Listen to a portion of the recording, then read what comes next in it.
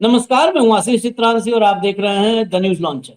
Netanyahu को गिरफ्तार करने का ऐलान किया है हंगरी के नवनिर्वाचित प्रधानमंत्री मैग्यार ने, पीटर मैग्यार। देश में घुसते ही नेतन्याहू को गिरफ्तार करेंगे और ये ऐलान करने से पहले पीटर मैग्यार ने नेतन्याहू को न्योता भेजा कि आओ हंगरी, और उसके बाद कहा कि हंगरी आओगे तो छोड़ेंगे नहीं। जो 16 साल तक प्रधानमंत्री के पद पर काबिज थे हंगरी में, घनघोर दक्षिणपंथी, जिसे नेतन्याहू ट्रम्प, इस पूरे का पूरा जो एक्सिस घोर दक्षिणपंथियों का एक्सिस है, रेजिस्टेंस एक्सिस के समानांतर एक अदृश्य इस दुनिया में इस वक्त घोर दक्षिणपंथियों का एक्सिस तैयार हो चुका है। उसमें मुझे अगर कहा जाए तो निजी तौर पर मैं अपने वाले को भी गिनता हूं। हालांकि ये एक्सिस कभी इधर रहता है, कभी ऐसे हो जाता है, पता नहीं चलता। तो ये जो है, और देखिए आप कई जगह पे विदेशों में ऐसे उंगली दिखाते नजर भी आते हैं। उस वो एक्सिस जो ट्रंप नेतन्याहू का है वो हंगरी में भी था। 16 साल से वो काबिज था और पूरे लोकतांत्रिक संस्थाओं को कुचल रहा था। एक दौर में जब ओर्गन हंगरी में काबिज हुए तो ये पीटर मैग्यार उनके बड़े समर्थक थे और सहयोगी थे। बाद में पीटर मैग्यार को समझ में आया तो उन्होंने आवाज उठानी शुरू कर दी कि ये व्यक्ति लोकतंत्र को कुचल रहा है, संवैधानिक संस्थाओं को कुचल रहा है। और फिर 16 साल के बाद हंगरी ने वो दिन देखा जब उन्हें मुक्ति मिल गई उससे, लोकतंत्र को कुचलने वाले उस तानाशाह, कथित तानाशाह से। उसके चुनाव प्रचार में नेतन्याहू का बेटा आया था कि 16 साल बाद भी सत्ता कायम रहे। उसके चुनाव प्रचार में अमेरिका से ट्रंप की तरफ से जेडी वेंस आया था, लेकिन इस बार चुनाव में निपट गए। पीटर मैग्यार ने सभी देशों के नेताओं को फोन करके इनवाइट किया कि आइए, नई सुबह हुई है हंगरी में। इनविटेशन जिनको गया उनमें नाम नेतन्याहू का भी था। लेकिन जब सवाल हुआ कि वो तो आईसीसी से वांटेड है, तो अपने पिछले वाले प्रधानमंत्री का फैसला पलट दिया मैग्यार ने, और फैसला पलट करके कहा कि न, ये आएगा तो तत्काल गिरफ्तार होगा। अब यहां पर इस मामले में नेतन्याहू पर गिरफ्तारी के मामले में ट्रंप भड़क जाते हैं। आईसीसी तक को ट्रंप ने नहीं बख्शा, इंटरनेशनल कोर्ट को भी नहीं बख्शा ट्रंप ने। और अमेरिका ने, ट्रंप ही नहीं, वहां पर पूरे अमेरिका की बात कही है। इजराइल और अमेरिका दोनों के रिश्ते तो प्रगाढ़ हैं ही, ट्रंप के साथ थोड़ा पेन ड्राइव प्लस हो गया, एक्स्ट्रा हो गया है। तो आईसीसी को भी नहीं बख्शा था। आज हंगरी गिरफ्तारी का ऐलान कर रहा है।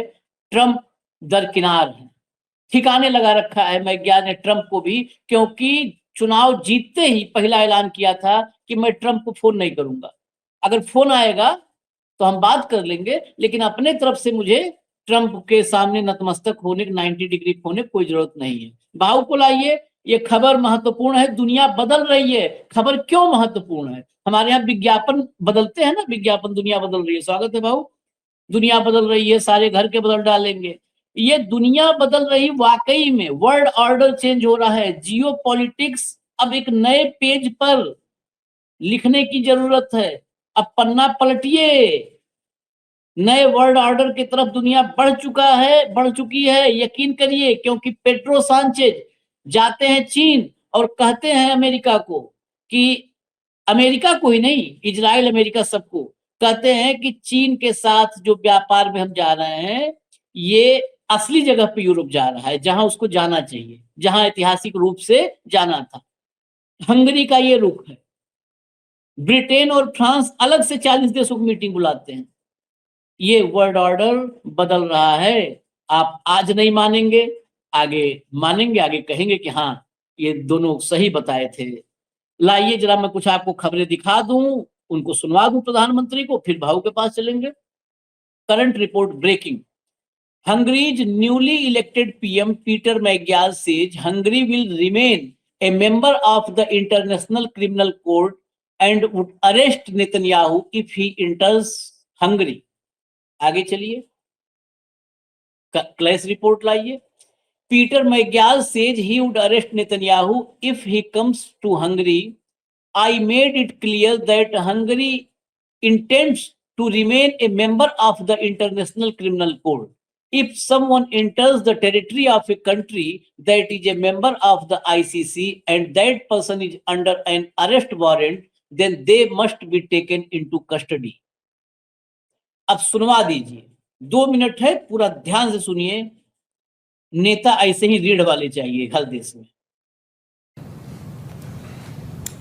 Köszönöm, नीचे Presinski ट्रांसलेट चल Telex. रही है। Izrael szerintem meghívta Netanyahut az 56-os forradalom 70. évfordulóján tartott állami ünnepségre, és hogy Netanyahu ezt elfogadta. Ön közben azt mondta, hogy újra jelentkezünk a Nemzetközi Büntetőbíróságba, ami ugye körözi Netanyahut. Valóban meghívta az izraeli miniszterelnököt, és hogyha igen, akkor ez hogyan egyeztethető össze azzal, hogy azt is mondta, hogy vissza akarunk lépni az ICC-be, és ha valóban ide jön Netanyahu, akkor letartóztatják-e? Köszönöm szépen a kérdést. Minden állami vezetőt, legyen miniszterelnök vagy elnök, nagyon sokukkal beszéltem.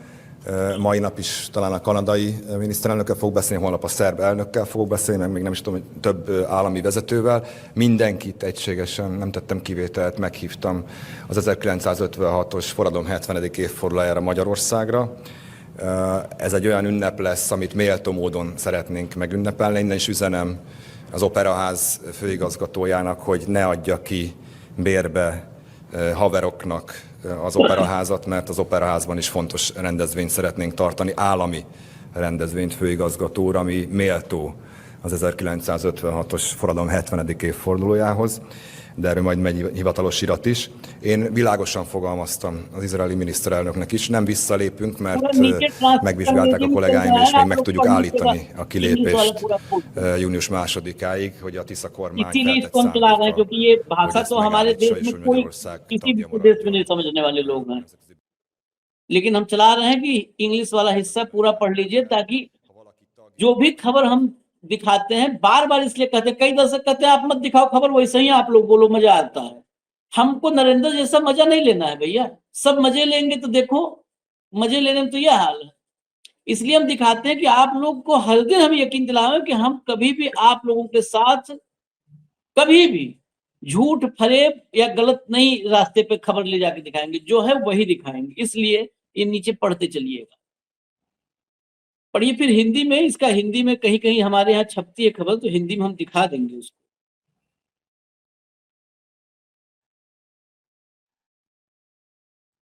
चलिए अब मैं हिंदी वाला दिखाता हूँ, हिंदी वाला मेरे सामने ready है, इसी का हिंदी में भैया ले आओ, हिंदी में पढ़ते हैं हम एक बार, फिर चलें भाव पास। हंगरी के नए पीएम ने पहले नेतन्याहू को न्योता भेजा, अब आते ही अरेस्ट करने का किया ऐलान। चलिए खबर पे आ जाइए। ये खबर में पूरा मैं हिंदी में जो है उतना पूरा पढ़ दे रहा हूं आपके सामने, आप खुद भी पढ़ते रहिए साथ में। मीडिया रिपोर्ट्स के मुताबिक मैग्यार ने कहा कि अगर कोई आईसीसी का सदस्य, आईसीसी मतलब international criminal court, international cricket council जैसा वाला ये नहीं है, इंटरनेशनल क्रिमिनल कोर्ट का सदस्य है, और कोई वांछित व्यक्ति हमारे देश की सीमा में प्रवेश करता है तो उसे हिरासत में लिया जाना चाहिए। हर राज्य और सरकार के प्रमुख इन कानूनों से वाकिफ हैं। उन्होंने साफ कर दिया कि हंगरी को आईसीसी का सदस्य बना रहने दिया जाएगा। साथ ही कहा इस संस्था से हटने के पूर्व प्रधानमंत्री विक्टर ओरबान के फैसले को भी रद्द किया जाएगा। पूर्व प्रधानमंत्री के फैसले को हमने लिखा ना, पलटा जाएगा। मैग्यार से नेतन्याहू को हंगरी की नेशनल सेरेमनी में शामिल होने के लिए न्योता देने पर भी सवाल किया गया। इस पर नवनिर्वाचित प्रधानमंत्री ने कहा कि चुनाव जीतने के बाद उन्होंने दुनिया के कई नेताओं से बात की है और बगैर किसी को छोड़े सभी को 1956 के आंदोलन की 70 साल पूरे होने पर आमंत्रित किया है। उन्होंने कहा कि उन्होंने इजराइल के प्रधानमंत्री को यह भी स्पष्ट कर दिया है कि हम पीछे नहीं हटेंगे। किससे? आईसीसी से हटने के फैसले को रद्द करने से पीछे नहीं हटेंगे, क्योंकि मेरे सहयोगियों ने इसकी जांच की है और हम अभी भी इस फैसले को रोक सकते हैं। बीते साल, अगला लाइए, आगे चेंज करिए, इसको चेंज करिए। बीते साल ओरबान ने ऐलान किया था कि हंगरी आईसीसी से बाहर हो रहा है। यह घोषणा कैसे की थी ये सुनिएगा।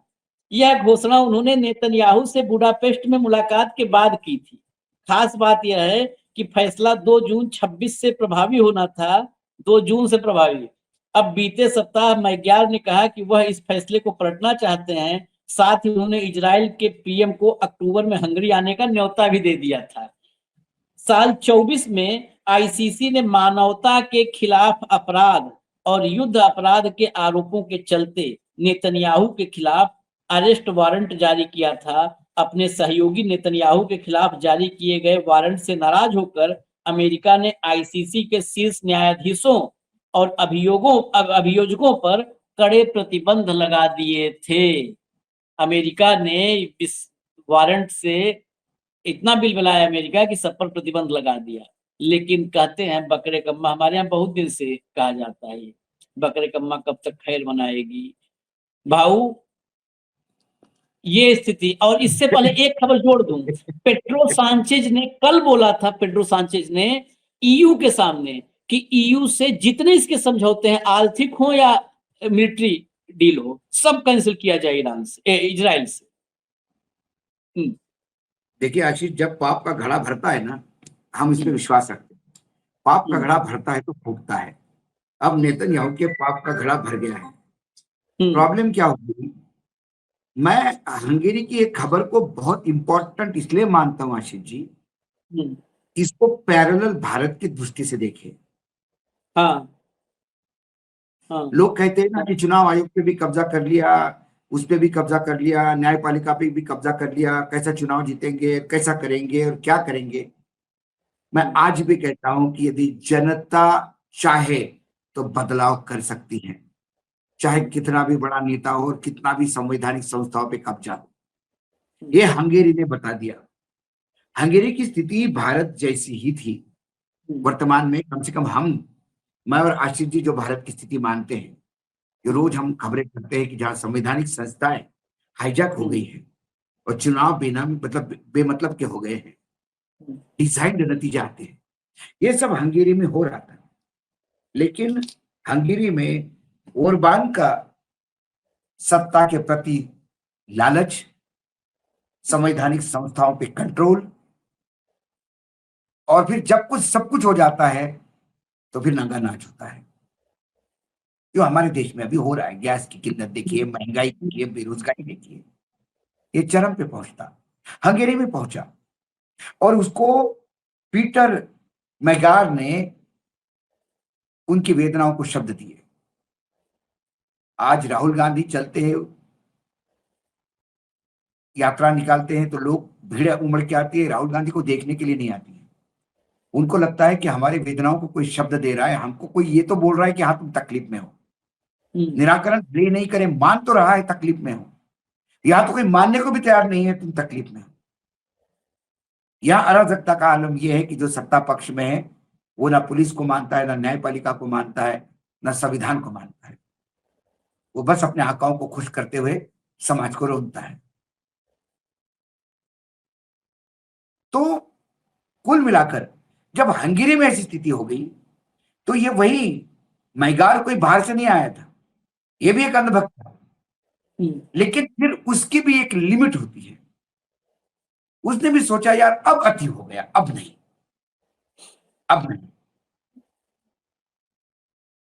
और जब वो बाहर आ गया तो सारी चीजें अपने कंट्रोल में होने के बावजूद भी सत्ता से खदेड़े गए।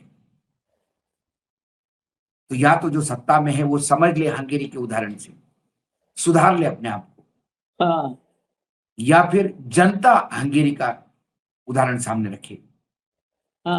विपक्ष तो यहां बोल ही रहा है, कांग्रेस में राहुल गांधी छोड़ के 90% लोग बीजेपी के पेरोल पे, छोड़ दीजिए उनको। जो राहुल गांधी की पार्टी चला रहे हैं, जो साइन करके सब कागज भेजते हैं, वो भी पेरोल पे लगे हुए। निजात पानी होगी।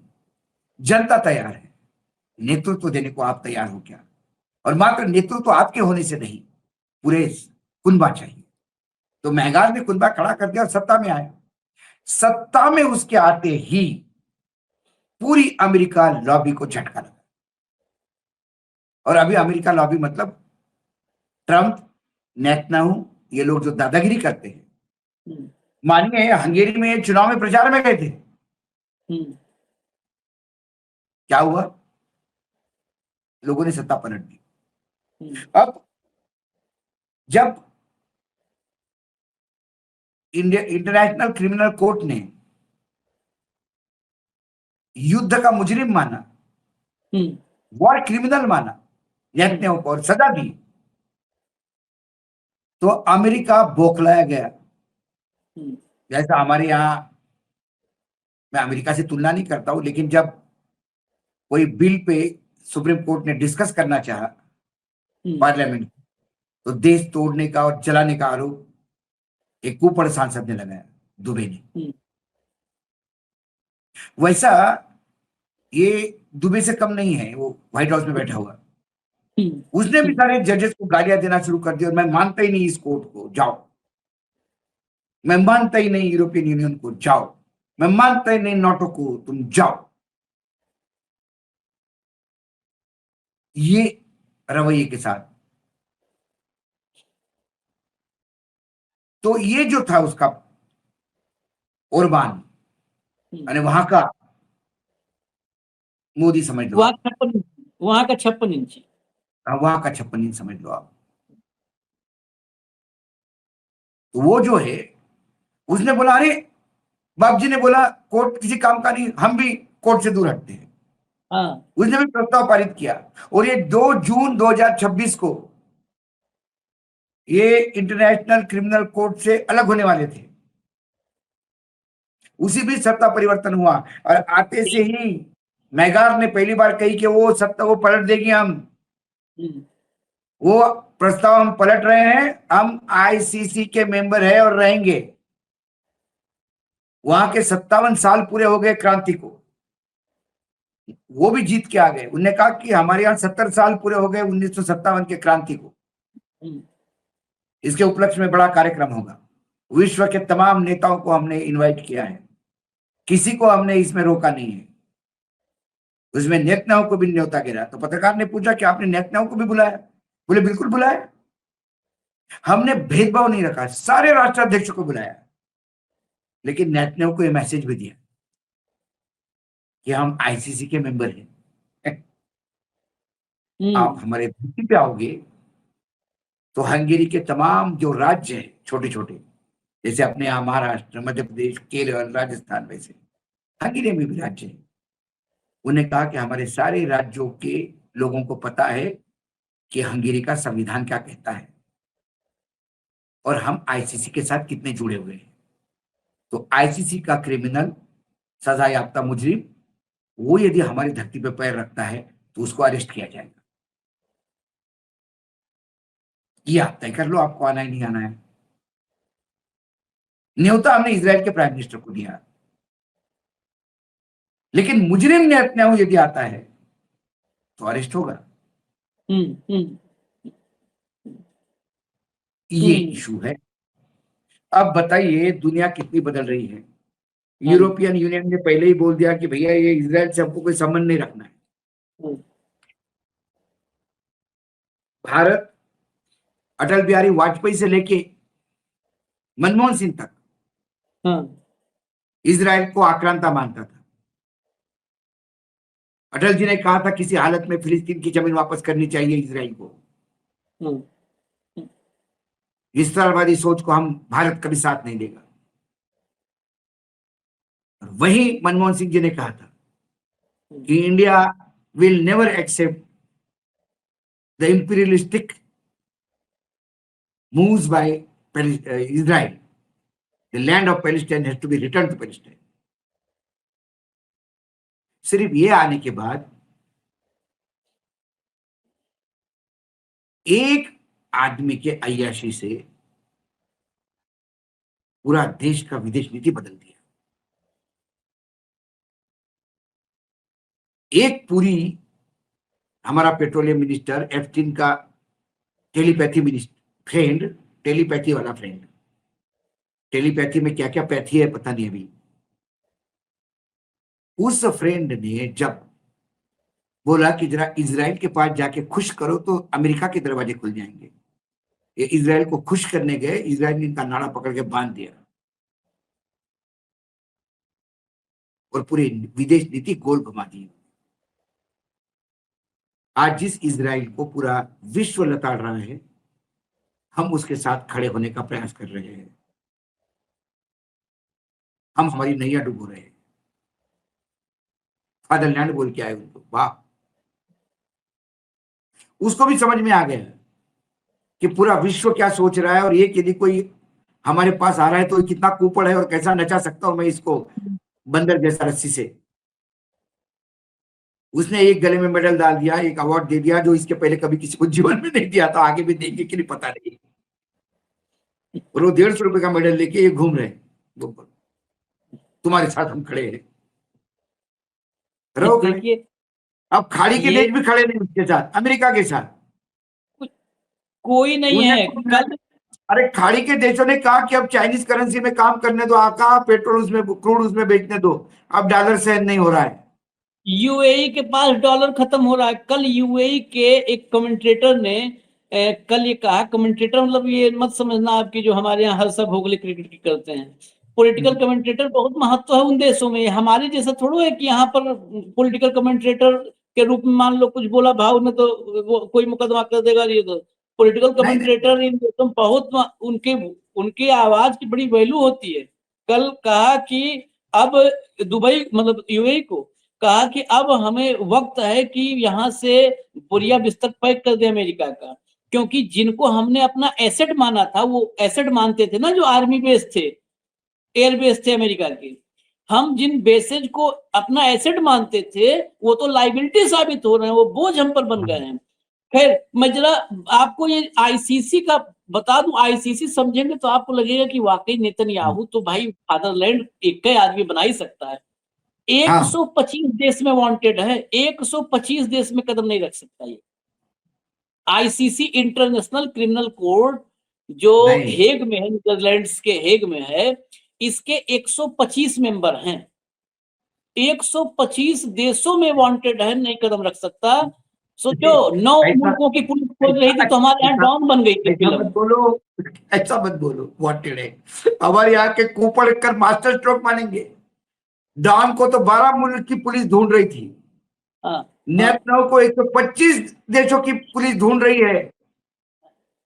बड़ा वाला है वो, और उससे हमारा हाथ मिलाया, मास्टर स्ट्रोक है प्रधानमंत्री का। मतलब ये आप मतलब इन कुपड़ों को कहां लेवल पे जाएंगे पता नहीं। आजकल अंध भक्तों का कोई थार नहीं है। क्योंकि मुझे वो डायलॉग आ गया है, डायलॉग आ गया अमिताभ बच्चन का डॉन पिक्चर का याद मुझे। डॉन को तो 12 मुल्कों की पुलिस ढूंढ रही है। जब वो कहती है कि डॉन बाहर पुलिस इंतजार कर रही है, तो बोलता है डॉन को तो 12 मुल्कों की पुलिस ढूंढ रही है। अब नेतन्याहू को यदि किसी ने कहा कि नेतन्याहू को हंगेरी ढूंढ रहा है, नेतन्याहू को तो 125 मुल्कों की पुलिस ढूंढ रही है। कुल मिला के 125 देशों की पुलिस ढूंढ रही है, इसलिए क्योंकि आईसीसी से क्रिमिनल ये घोषित हुए हैं और वारंट है इन पर, ये मानवता के खिलाफ, हाँ मानवता के खिलाफ। और इतने नहीं, देखिए इजराइल की स्थिति आपको दुनिया में समझनी होगी। 13 से ज्यादा देश ऐसे हैं दुनिया में जिन्होंने इजरायलियों के प्रवेश पर अपने देश में रोक लगा रखी है, इजरायलियों के घुसने पर। इसमें एक सामान्य दिमाग में आता है कि ईरान रोक रखा होगा, ईरान से दुश्मनी है तो ईरान एक हटा दो, ईरान हटा दो तो 13 से ज्यादा देश हैं। और उन देशों में पता है बांग्लादेश भी है, बांग्लादेश है, मालदीव्स है, मलेशिया है। ये मलेशिया को तो हमारे दोस्त, ये सब इजरायलियों के प्रवेश पर, मलेशिया से हमारा व्यापार ठीक ठाक है, बहुत पुराने संबंध। हाँ, वो सब इजराइल नेतन्याहू नहीं, इजरायली सिटीजन्स के इन सभी प्रदेशों में प्रवेश एंटर करना बैन है। इनके लिए ईजा बीजा कुछ नहीं, आप कुछ भी कर लो, इनके लिए सीधा बैन है कि घुस नहीं सकते। इजराइल की दुनिया में ये कंडीशन है। एक इसका खाली अकेला था कि एक बिगड़ेल औलाद उस अमेरिका की, तो बाप अकेला उंगली ले पकड़ा करके इसको घूमता था, जिसको मन करता था इधर उधर करता। फिर इसको दूसरा मिला, एक बाप था, इसको फिर बेटा मिल गया। इतनी सी बड़े इजराइल को बेटा मिल गया, हमारे वाले गए। मतलब जब वो लाइन में सोचता हूं मेरे लहू में सिंदूर तो नहीं दौड़ सकता, लेकिन हाँ। क्रोध तो दौड़ने लगता है। सिंदूर तो वो नहीं दौड़ेगा। बताओ, इस पिद्दी इजराइल को दुनिया भर में जिसको लोग न्यूसेंस वैल्यू के लिए दूर रखते हैं कि इसको दूर रखो, जाके उसको फादरलैंड बोलाए। गजब आदमी है भाई, गजब आदमी है भाऊ। यहाँ भी वही वाली स्थिति होगी क्या? 16 साल ऐसा नहीं है, हम आखिरी सवाल कर रहे हैं, 16 साल यहाँ भी पूरा होने वाला है। आपको मैं धन्यवाद देता हूं कि हंगेरी की ये बात आपने लोगों के सामने लाई। हंगेरी में 16 साल ऐसा ही नंगा नाच चला, कॉन्स्टिट्यूशन के ऊपर तांडव होता रहा। चुनाव आयोग से लेकर तमाम चीजें वहीं भी कब्जे में थी, लेकिन फिर लिमिट क्रॉस करने के बाद हंगेरी के लोग भी जिंदा हो गए। हमारे यहाँ पे भी लोगों को जिंदा होना होगा। मैं कोई क्रांति की बात नहीं, हंगेरी में क्रांति नहीं हुई ना, क्रांति होके 70 साल हुए। हाँ। हंगेरी में चुनाव हुए, हाँ। और जो गुलाम चुनाव आयोग, गुलाम न्यायपालिका, इसके होते हुए भी हाँ, नतीजे उसके क्या? मैं बंगाल के चुनाव पे इंतजार कर रहा हूं। बंगाल पे यदि ममता वापस आती है तो मैं मानूंगा हंगेरी के लोगों से बंगाल ने सबक सीख लिया है। हाँ, और बंगाल में ममता अगर आ जाती है तो हो सकता है यहाँ 16 साल से कम में ही जो है उस लोकतंत्र बच जाए। बंगाल से देश सीखेगा। और एक सबक भी है हंगरी से, एक सबक है। कार्यक्रम तो हमारा हो गया, लेकिन एक सबक कौन से बंगाल से? सुभाष चंद्र बोस के बंगाल से, ममता बनर्जी के बंगाल से, हाँ, सुभाष चंद्र बोस के बंगाल से, जिन्होंने कहा था कि तुम मुझे खून दो मैं तुमको आजादी दूं। उस बंगाल से नहीं जहां विवेकानंद ने कहा था तुम मुझे खून दो मैं तुमको आजादी दूंगा। रविंद्रनाथ टैगोर के बंगाल से, जिनको साहित्य के लिए नोबेल प्राइज मिला, ना कि उस रविंद्रनाथ टैगोर के बंगाल के लिए जिसको एजुकेशन के लिए शांति का नोबेल दिलवाया गया। हमारे यहाँ आदरणीय भारतीय जनता पार्टी के राष्ट्रीय अध्यक्ष, उनको ये पता नहीं उनको काय में मिला, और हमारे योगी जी ने तो आज बहुत महानता की है। उनने पहली बार फ्यूजन जिसको कहते हैं, क्योंकि क्या है वो राजनीति और धर्म का फ्यूजन है। भगवा पहनते हैं, एक पीठ पे बैठते हैं पिठेश्वर बनके, और लखनऊ में आके मुख्यमंत्री बनते हैं। ये फ्यूजन है, होता ना शास्त्रीय संगीत और अंग्रेजी गानों का फ्यूजन। वैसा उन्होंने विवेकानंद और सुभाष चंद्र बोस का फ्यूजन किया। नाम विवेकानंद का लिया और डायलॉग सुभाष चंद्र बोस का बोल दिया। इन महान नेताओं को साष्टांग दंडवत मिला। इसलिए बंगाल को परिभाषित करते समय ये बताना पड़ता है कि किसका बंगाल, ना कि इन कुपड़ों का बंगाल। यदि बंगाल में ममता वापस आती है तो मान लीजिए बंगाल में हंगेरी हो गया। और वही हंगरी बंगाल से से पूरे आने वाले लोकसभा में लोग हमारे यहाँ लोग अभी भी नहीं ले रहे हैं। बहुत बड़ा सबक है। हालांकि अभी एक बार थोड़ा सा उसको इम्प्लीमेंट किया था, तो मोदी जी को देखिए क्या किया लोकसभा में। हंगरी में इस बार संपूर्ण विपक्ष, मतलब विपक्ष का कोई भी आवाज हो विपक्ष की, वो सारे मैग्यार के पीछे खड़े थे। कंप्लीट सबने छोड़ दिया था। ये किसी में नहीं था कि यार हम अगर मैग्यार के पीछे खड़े होंगे तो हमारी राजनीति का क्या होगा। सारे के सारे मैग्यार के पीछे खड़े थे, क्योंकि उन्हें कुल मिलाकर के हंगरी को बचाना था। उस भूख से जो हंगरी को खा जाने पर आमादा थी, जो ओरबान की भूख थी ना, उससे हंगरी को बचाना था। इसलिए खैर इजाजत दीजिए। 125 मुल्कों की पुलिस जिसको खोज रही है, उसको फादरलैंड बना कोई बैठा हुआ है।